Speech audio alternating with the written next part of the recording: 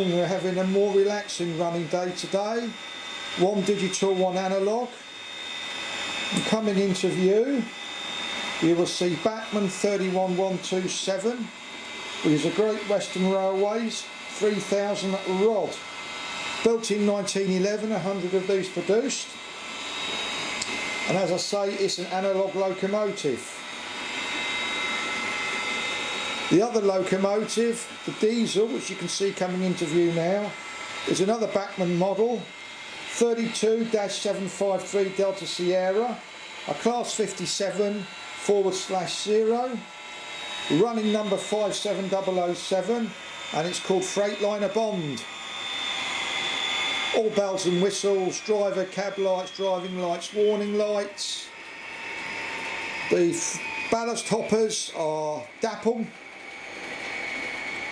and the coal trucks being pulled by the rod are Bachman trucks that we have weathered and put coal in. Hope you enjoyed this running session, and thank you very much for watching.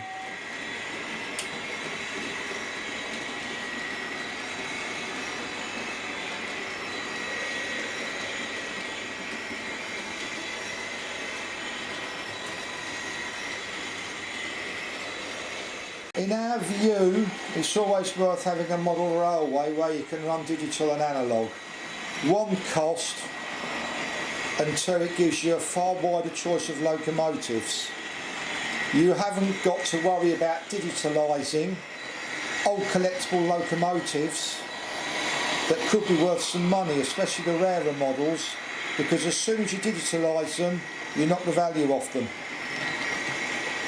So it gives you various options, and it is so easy to do. And this is pretty much how we run things most of the time. One digital, one analogue. Yes, you can't, it's not interactive by any stretch of imagination, but sometimes it's just nice just to watch the locos trundle around. And you can hear there. Also running with one digital locomotive instead of 3 or 4. Susan doesn't have to take 2 paracetamol, 2 Valium, and have a sleep for the afternoon after a running session.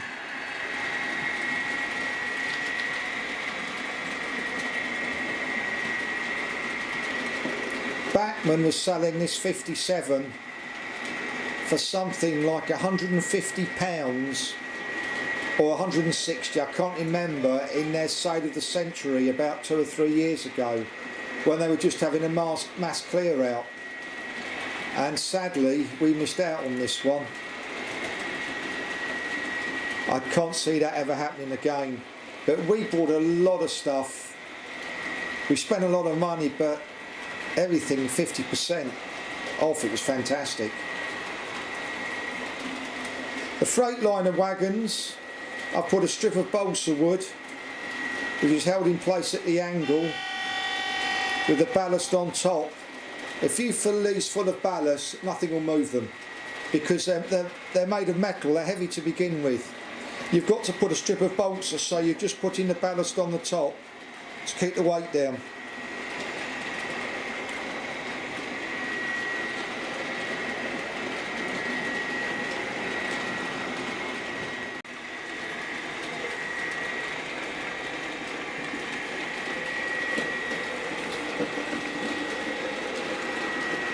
And what's that on? That is what it's running at the moment, the 57. What do you mean? What's it? Is it set to any cruise or no. anything?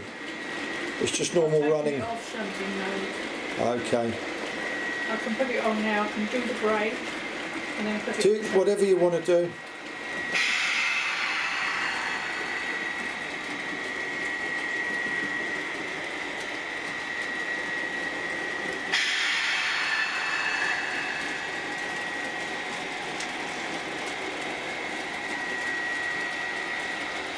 It's amazing how you can buy one locomotive and it runs fine over everything, and you buy another new one and it can barely go around the track because the chip is faulty.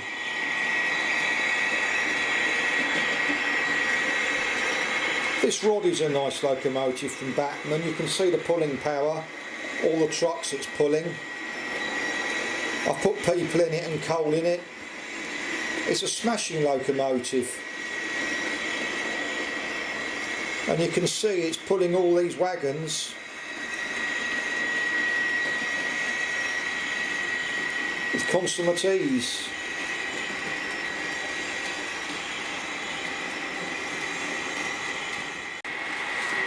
This is one of my favourite shots.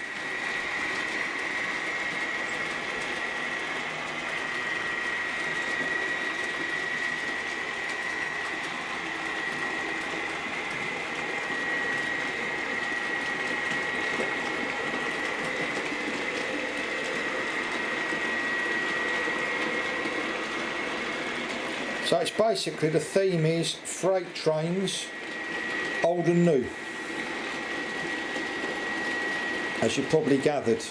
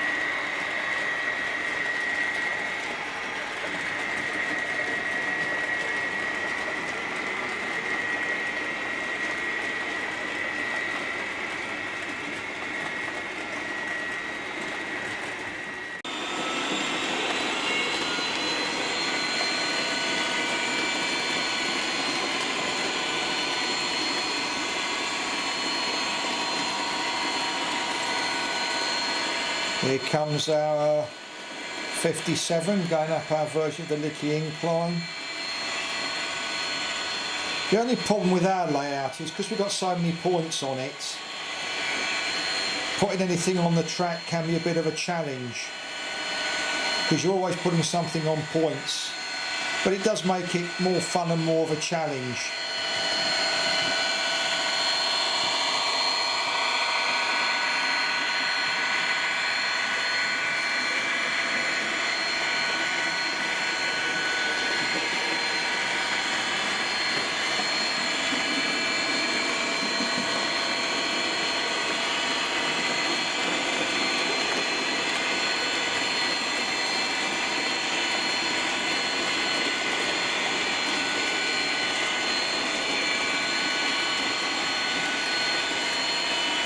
I love watching these coal wagons go round.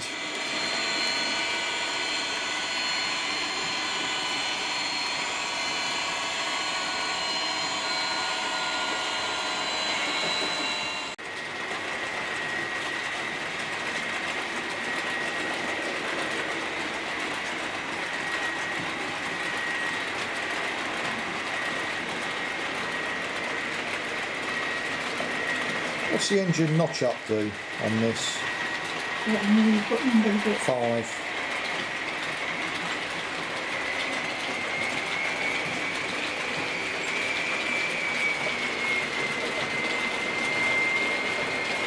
And notch down, F6.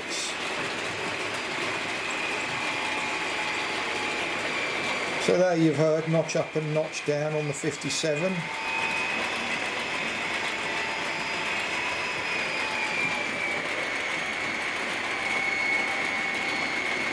But you can run what you like on your model railway. It's what entertains you. As I'm looking at two different eras that would never be seen on the same track.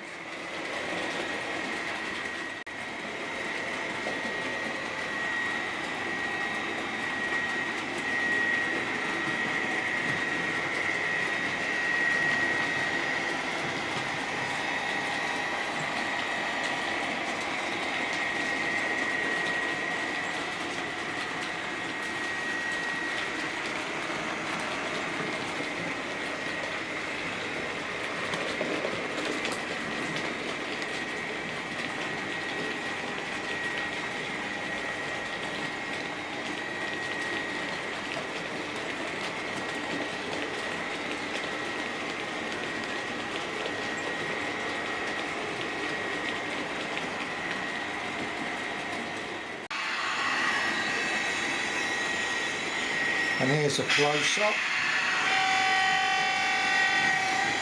of the 57.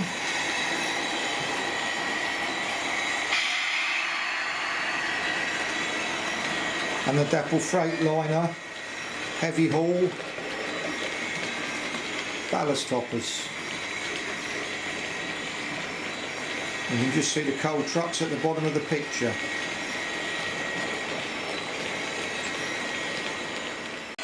Here's a close-up of the rod coming through, and you can also see the men working in the tower.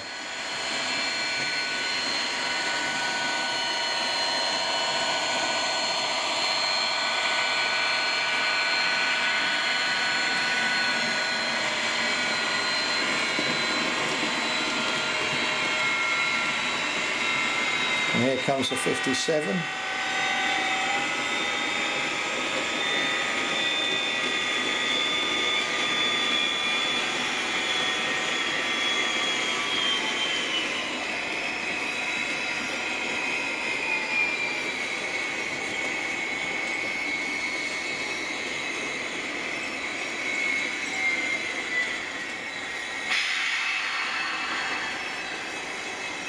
The great thing about only running one digital locomotive is all the sounds don't blend into one like 3 stereo systems.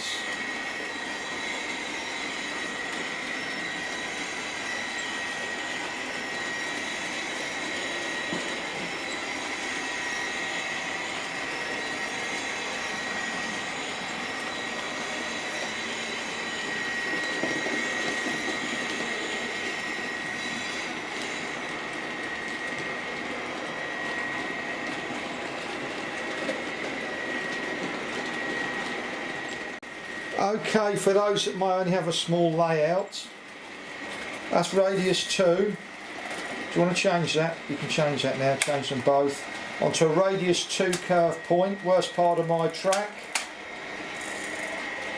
So we're putting it on the tightest part. I know this isn't a loco test, but you might be looking at this and thinking, well, all very well on large right wide bends, but how would something like this run on my layout with radius 2s? And here you are. This part of my track is awful. I'm not going to deny it.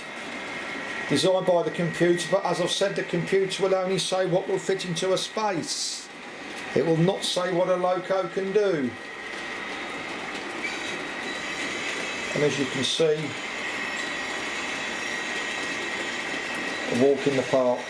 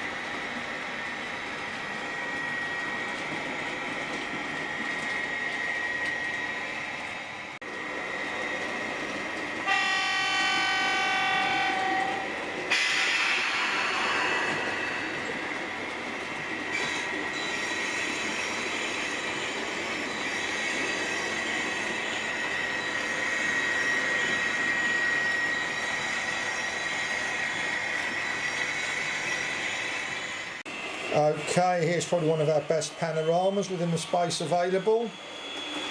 Thank you very much for watching, and I hope you've enjoyed seeing these locomotives go round. And as you can see, it's a lot easier when you're only running one digital locomotive. And in my view, for sound it's better, because then you've got the concentration of one sound and it doesn't sound like you've got 3 stereos all playing different types of music blending into a mishmash. So I think it's always a good idea to be able to run analogue. You imagine if I got 4 tracks with 4 digital locomotives.